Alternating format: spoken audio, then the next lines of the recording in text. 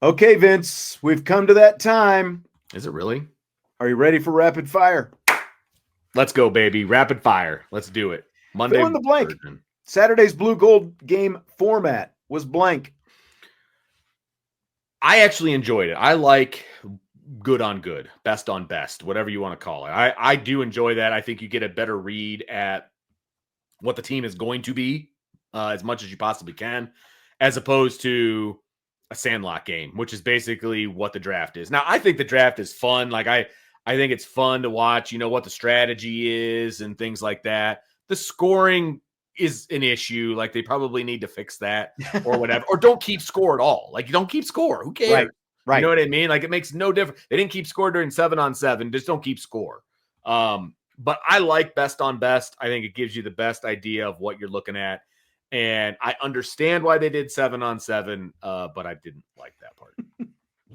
The 7-on-7 part, I think we could all do without. Yeah. Right. But the actual, like you said, the best on best, and like I like the fact that you didn't have the split squads and the mixed squads and all that different kind of stuff. Right. And like, especially, this spring with a 3-man quarterback competition, we got to see as equal to reps as I think you're ever going to see. Yeah.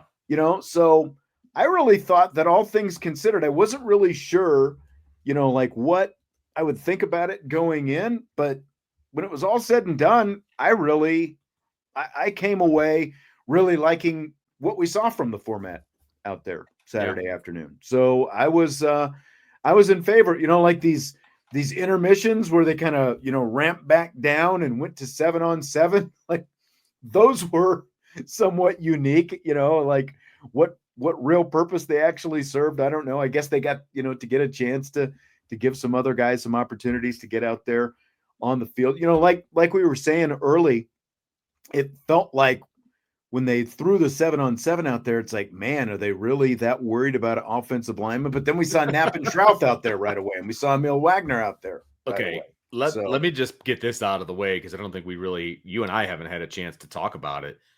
I love the fact that they actually had 4/5 of what is projected as the starting offensive line out there, because you did get a true idea of what these quarterbacks could do. Look, last Saturday, we saw them kind of running for their lives to a degree. Now, they were all running for their lives, so it was an even playing field. But we were actually able to see them sit in the pocket, process the defense, make some throws, things like that. So I'm happy that they were able to get those guys out of mothballs for the spring and let them actually participate in the spring game to see what a starting offensive line could potentially look like.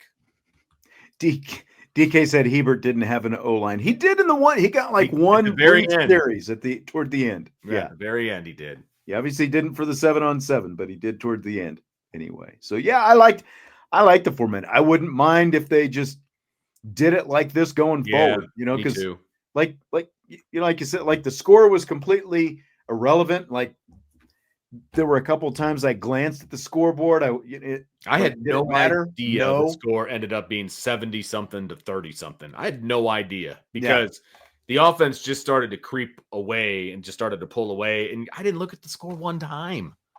So, yeah. Just don't keep score, Marcus. It's okay. He's like, I got to tweak with the scoring. No, you don't. Just no score. Not at all. Nobody cared. Nope. Luke Talich led all defenders with 9 tackles in the Blue-Gold game. Here's Marcus Freeman on Talich. He's really done a good job.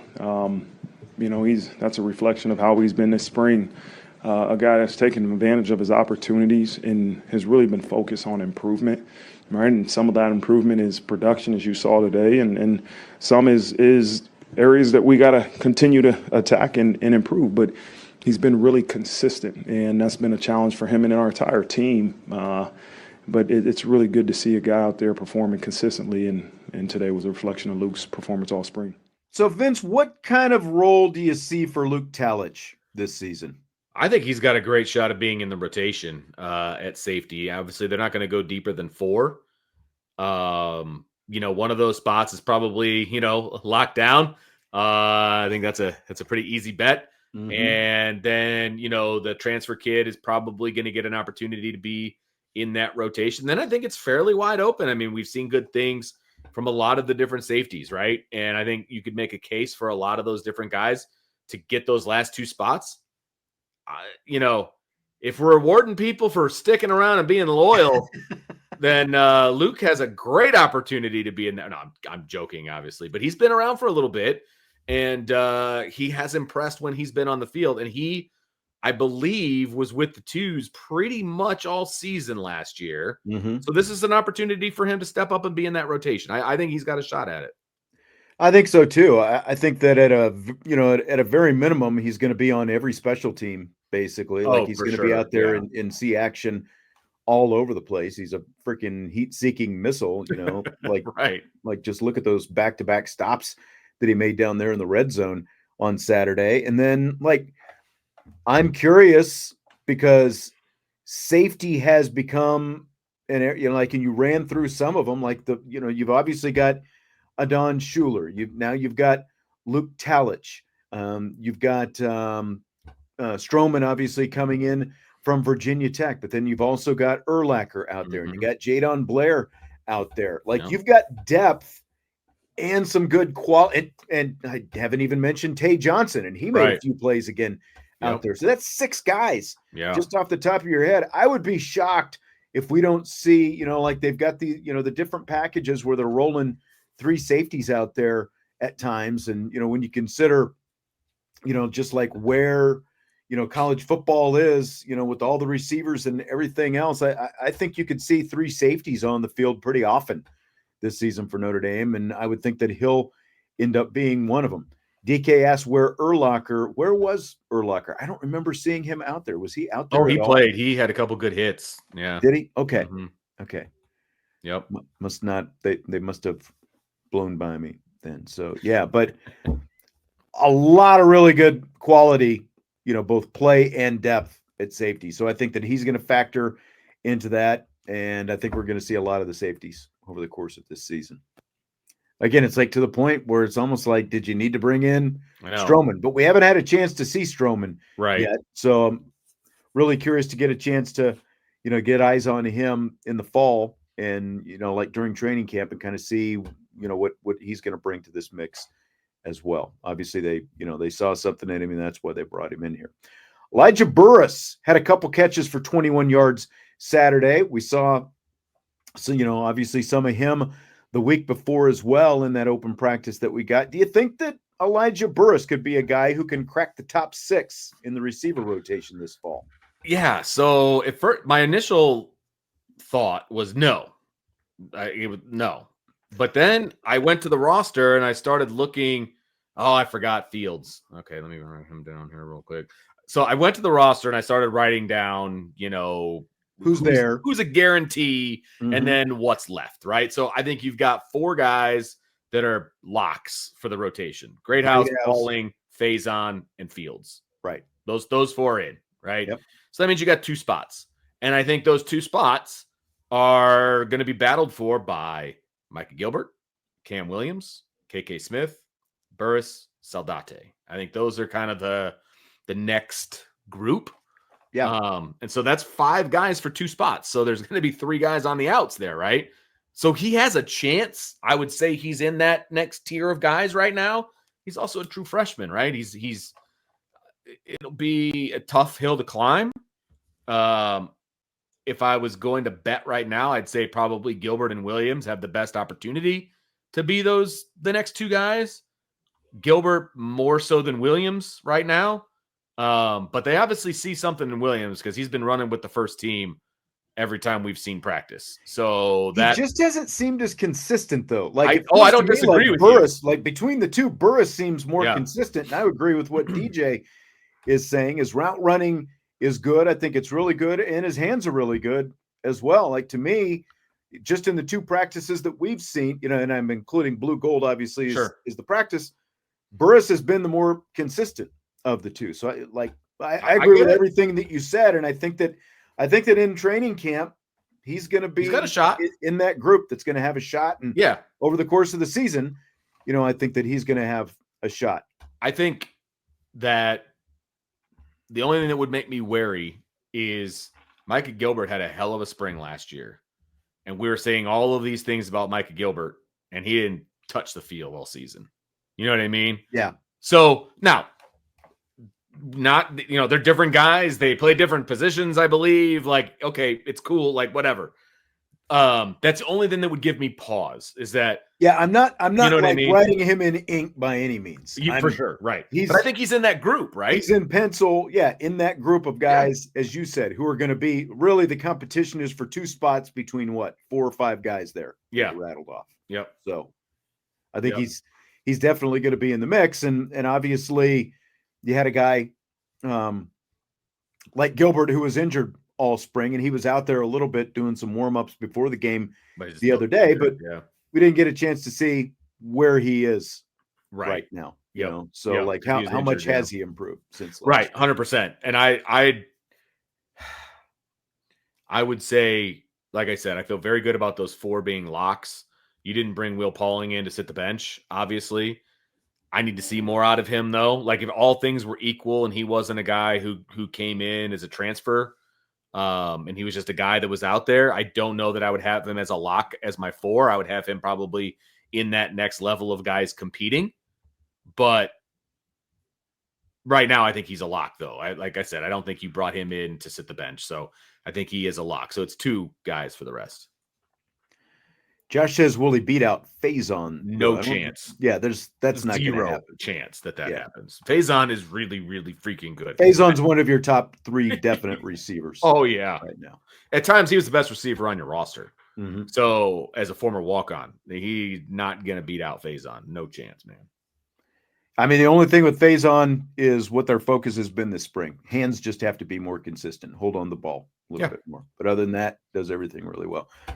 What do you think about this? What Christopher said, will we see a hurry-up offense with the depth that we have at receivers? Well, if you're running a hurry-up offense, you're not really going to be subbing receivers out, per se. You usually keep the same guys on the field, and it's just go, go, go.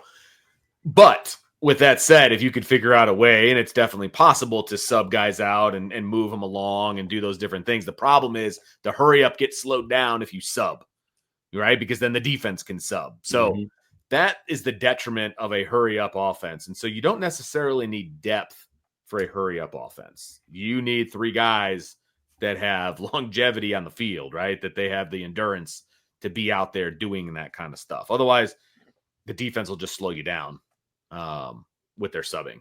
Right. So, but your point, I do like your point, though, Christopher. They are going to have depth at wide receiver. It will allow them to do some other things.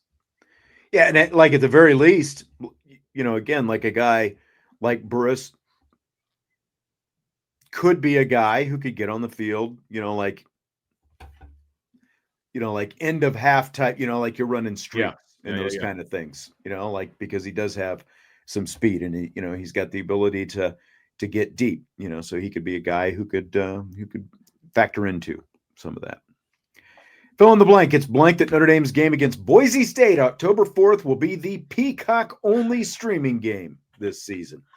This one makes sense. I don't think was it Louisville last year, right? Like, yes. I don't feel like that one made a whole lot of sense, if I'm being honest. But I think this one makes sense. I mean, it's a playoff team. It is, but they don't have Austin Genty anymore either. No. So Ashton, but yeah. Sorry, Ashton. It's Austin, Ashton. That's okay. Whatever. They'll get it right on his paycheck, which he'll be making a lot of that. Yes. I don't know. It's still, to me, in my mind, there's still kind of a group of 5 team, even though I know that just. I mean, they are still a group of 5 team. Who they are. They were the best of the group of 5 teams last year. Agreed. Cool. I mean, and a lot of people are justifiably upset about this. You have to come to grips with the fact that every year there's going to be one Peacock game, and it happens to be Boise State this year. And I guess they announced this on Peacock during the Blue-Gold game the other day, which is kind of weird. Like if a tree falls in the woods and nobody's there, like that. Somebody caught it, but I didn't see it until today. So yeah, I thought that was kind of funny, to be perfectly honest with you. I mean, to me, the bigger thing, again, you got to get used to it, but it's not just that it's on Peacock, because watching streaming games like it's one thing when it's an NFL game on Thursday night, it's a standalone game, it's the only game. But like if you're watching on Saturday and there's other games going on, like because it's on streaming, you can't flip back and forth, like the other games, during commercials and stuff like that. The fast forward and the rewind stink, with it's not as functional as a DVR. And I mean that goes for rewatching it afterwards as well. Like the archive game, it's just not as easy, to get to the spot that you want to because it was streaming. And then, we were making fun of it earlier, Vince, like in the press box as well. Like it's going to be like 30 seconds behind, awful, because like usually what happens if the game's on regular TV, you watch the play live, then you can kind of look up and see at least part of the play still going on TV. And then if they show their replay, they'll get right to it. But now, because it's on streaming, that's a lot different in the press box, so it is what it is. Again, like there's always going to be a streaming game, right? One streaming game. You don't have to like it, but it's going to happen.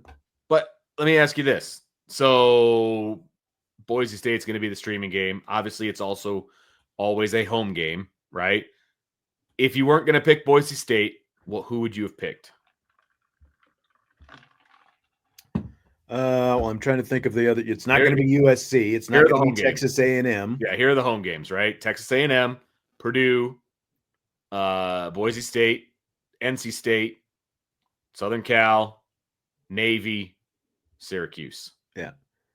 I mean, in a perfect world, it's either Syracuse or Purdue. But obviously, like Tim is asking why they did this in the first place. It's because Peacock /NBC. Part of the contract, baby. Well, yeah, it's part of the contract, but it's part of the contract because they're trying to drive viewers over to Peacock to get them to subscribe because Peacock's, their platform has not been great.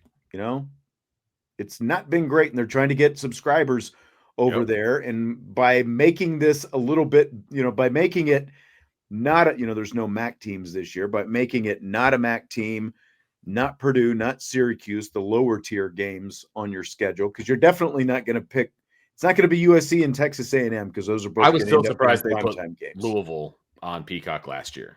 Like that actually surprised me. But again, they're putting a little bit better quality, opponent on Peacock because to try to make it more in demand to try to drive more people over there. I mean, that's why they're doing it. Yep. No, I don't disagree with that at all. How much success they have with it, I don't know, because they never release the numbers, which tells you that the numbers aren't that great, because typically if the numbers are good, everyone's going to brag about them. And they've never had the here's our great ratings that we've had on Peacock for any of these games, regardless of who the opponent is. So, I mean, I'll probably watch more home games on TV this time around than, for the next couple of years than I ever have before. So I'll let you know how it goes. I've never watched a game on Peacock, so I don't know because I've always been there. So I don't know. It doesn't matter to me. Yeah. It might matter to me this year. We'll see. Yep. Fill in the blank. The Nico Iamaleava situation at Tennessee is blank. Daytime drama, man. Like that's what it is. And it's like, I want to know, like for a little while there, I was like, okay, what's going to happen next? Like where is this going? Because it is drama filled and it is NIL with no rules in a nutshell, right? I mean, that's what it is. And so it's like, where is this going to go? And number one, I give props to Dan Lanning, which I never thought I would say out loud, for letting Heupel know that his quarterback was sniffing around Oregon. Number one, give him a lot of credit for that. Yeah. Number two, I give a lot of credit for Tennessee and being like, we're not going to give you that. So you can get to stepping. Like, we're done here. Like, I give them a lot of credit to not just backing down and paying him whatever he's demanding or whatever Dad is demanding. And it sounds like this whole thing's being run by Dad. It's drama. And now it sounds like the only teams that are interested are like UCLA and then group of 5 teams. Like, good luck. Yeah. You go from a team that was in the playoff, which he probably tried to leverage, to a team that potentially is, you're going to be lucky to be 500. Oh, UCLA is an afterthought. Yeah. I mean, let's be honest. But I mean, it's just crazy. Like the first fall or the first spring training camp holdout, like a guy tried to hold out at the end of spring. Yeah, I'm not going to play in your spring game if you don't give me the cash. And it's nuts. On him. It is no nuts way he thought what college athletics has gone to in such a short amount of time. Yes. To see this kind of thing. Like I never would have thought we would see a college football holdout like this. It's ridiculous. The fact that he didn't go to practice, like as soon as he didn't go to practice that day, didn't show up at meetings. Yeah. Right. Tennessee was like, we're done. Like, this is so stupid. And I'm with them 1,000%. I'm glad they did it. I'm so glad they did it. Absolutely. Yeah. And again, like as if making $2 million already wasn't enough. You needed more than that. He's making like $2.5 million. Like, well, what's 400,000 between friends? But like, he was making a crap ton of money. And from what I understand, he was getting money while he was still in high school to go to Tennessee. Wow. Somebody reported that. Like they started paying him before he was even enrolled at Tennessee. And he was scheduled to make like $15 million from Tennessee from the time that he started until the time he left. And that wasn't good enough for you? Right. Are you kidding me? But again, I mean, you nailed it. Crazy dad's involved. Well, that's right. I'm still trying to negotiate Dylan's NIL deal. They haven't gotten back to me. I don't know what the deal is. I want a special chin strap. We obviously didn't win the jersey conversation, so that's okay. So Notre Dame men's basketball got a commitment over the weekend. 6'8" forward Carson Towt from Northern Arizona. What do you think of this move, Vince? I mean, he brings to the table a lot of things that Notre Dame needs, right? He's a rebounder. He's a hard-nosed kid. He's a lunch pail kid, that kind of stuff. He's got a lot of, tread on the tire, or he doesn't have a lot of tread on the tires. He's been a 4-year starter, down there. Big Sky. Yep. Big Sky country. Yeah, 100%. Or Big Sky Conference, I should say. Mm-hmm. It's funny because when I saw Northern Illinois, the funny part is there's a kid from the Northern Arizona, football team that is transferring to my son's football team. That's right. Who's a kicker. Punter. Yeah. Yeah. And so it was like, kicker. Northern Arizona? Like, what? They're going to Notre Dame? Like, that didn't... okay. I don't think it fills the need of what Micah Shrewsbury wants on his roster as like a starter necessarily. Like I could see him being a sixth man, that kind of a thing. And maybe I'm wrong. Maybe he's going to go and be the ACC player of the year or something. But I feel like they better have some other options. I mean, they obviously have a touted freshman class coming in. True. They're going to have to probably snag at least a couple more players out of the transfer portal. But, the guy averaged a double-double. I don't expect him to come in and average a double-double in the ACC, but he's 6'8". He's got a ton of experience. Shrewsbury needs, as you said, this kind of guy on the roster. So sure. I think he's a nice piece to the puzzle going forward. A great, veteran type presence that they can have on the roster next year. He is. Here's what I will say, and this comes from I watched a couple of his highlights, stuff like that, right? And looking at like his resume, he's Malaya Cowles he's played a lot of basketball.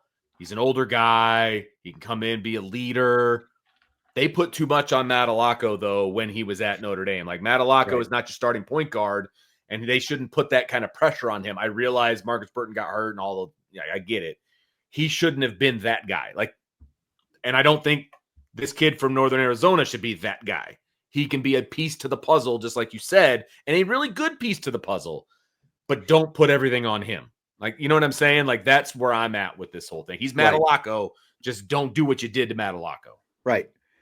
But, look, you've got Marcus Burton, obviously. So, he's going to be a junior now at this point. You're going to have Braden Shrewsbury, same deal. He's going to be a junior. You got this guy. He's going to be a fifth year. He's going to be a grad student guy coming in, so again, like it couldn't be because remember when that class that Mike Bray had wasn't his last 2 years, but that class, where I think they had like 5 guys and they were all like top 100 guys and that kind of thing, or most of them were top 100 guys, but like so much was on them because there wasn't that much else on the roster at that point, and it just never panned out for them, and none of them turned into, like what they thought they were. But so I think the fact that, again, like you get a guy like this who's been around the block a little bit, and you've got a couple of juniors, and that's kind of crazy to think that Burton and Shrewsbury are already going to be juniors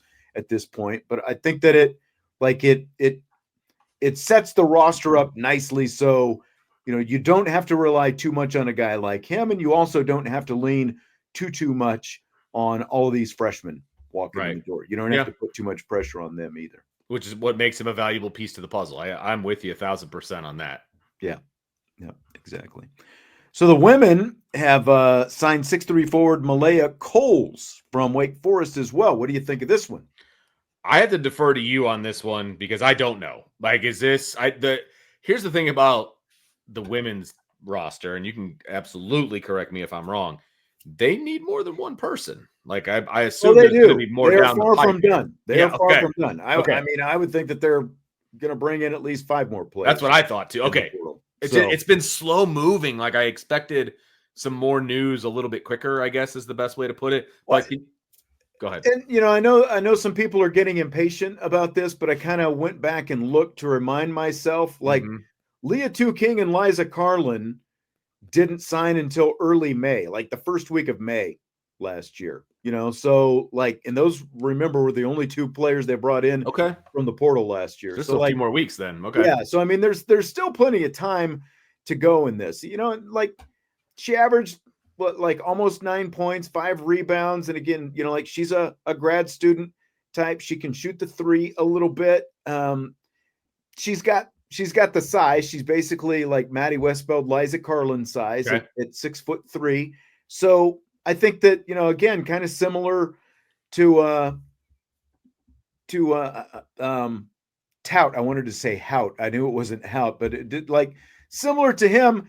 It's a nice piece, and it's a nice first piece to the puzzle. Yeah. Like, and the fact that she's already played in the ACC, I think is, a help as well. Like she's, she knows what that's like. She's been through the block a little bit, and there's some familiarity there, obviously, with the program. So it's a nice piece. It's a nice first piece. They do still have a lot of work to do, but the other side of this, like for the people, again, who are like, why haven't they got more players? Why haven't they signed more players? Look, there are visits going on. There's plenty of, communication going on and that kind of stuff. There's still roughly 1,100 players, though, available in the transfer portal right now. Only 20% of the players who have gone into the portal have signed. So there are still plenty of players out there to be, to like, yes, it'll happen. You'll start seeing more in the near future. The other side of this, though, as well, because, again, remember, there was all this panic about Notre Dame. Oh, you lost 4 players. The culture is shot, everything else. The final 4 teams had 11 total players go into the portal. UCLA, final 4 team, 6 players into the transfer portal. They lost their entire freshman class to the transfer portal. Wow. This season, a final 4 team, so South Carolina and Texas each had 2, UConn had 1, and then USC, a team that didn't go to the final 4, but they made it to the Elite 8. They had 4 players go to the portal as well. 60 plus teams had at least 7 players going to the portal. That's nuts. This offseason. 7 players? 7. That's like a roster. Yes. Dang. It is nuts. Okay. It is everywhere, so. And the thing is, a lot of those players aren't going to find a home. No, I know. That's the sad part, because there are a couple players, like, kind of looking at, some of the reports that I've seen and, the different interests. There's a couple, like, it's like that player is getting all this interest. It just shows how desperate some of these other teams are. And that's like, if my kid ever was going to jump into the portal or whatever, you better have a landing spot, like, kind of sort it out before you jump in the portal. Right. Once you do it, there's no turning back, and you may have just ended your career. and as a dad, I would hate to see that a career end like that. Yep. Did you watch any of Rory McIlroy's up and down path to winning the Masters yesterday? I watched most of the day yesterday, actually. Did you? Okay. And it was the first day that I really watched. I watched a little bit on Saturday, but I watched pretty much the whole thing on Sunday for the most part. It was about an hour kind of in the middle. I couldn't remember like how into golf you are. Not really. I do really like the Masters for whatever reason. Maybe it's just because I want spring and like summer to come at this point. Yeah. You know what I mean? So like I'm watching baseball and I'm watching the Masters and like that kind of stuff. And it was entertaining. Like this Masters was very, very entertaining. Yeah, I'm not into golf, and I was doing other things and watching other things. But then I saw everyone start tweeting about, oh, incredible shot. And, like Rory's blowing it and all this different stuff. And so I flipped over and I ended up watching the last hour. So the last 3 or 4 holes or whatever it was. And it was almost kind of like it was going to be Tin Cup, like he's going to pull a Roy McIlroy, just like a self-imposed meltdown out there, which he was doing. Like he hits the water and then he's in the sand trap and all this. The sand trap on 18. It was like, okay, all he has to do is par out here and he wins. Yeah. And then he hits it into the sand and it's like, oh boy. And then he has a great sand shot. I know. Has a chance to win it and then misses the putt. And you're like, oh. Right.